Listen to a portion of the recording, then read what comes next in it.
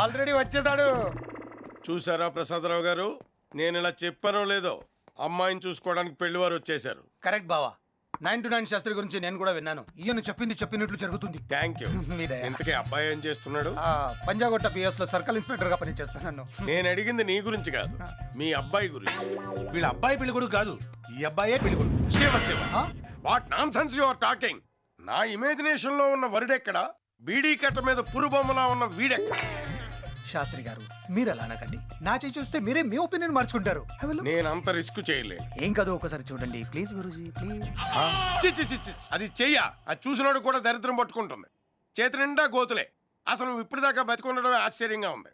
కాసేపు ఇక్కడే ఉంటే నీ దరిద్రం నాకు కూడా చుట్టుకునేలా. గురూజీ పెద్దలు మీరు అలా అనటం ఎంత మాత్రం భావ్యం కాదు. ఖచ్చితంగా ఈ అమ్మాయి నాదవుతుంది. ఎలా చెప్పగలవు? అన్నం తినాలని ఉంటుంది కానీ తినలేను. దాహం వేస్తుంది కానీ తాగలేను. పడుకోవాలని ఉంటుంది కానీ నిద్ర పట్టదు. దీన్నే ప్రేమ అంటారు. కాదు, చికెన్ గున్యా అంటారు.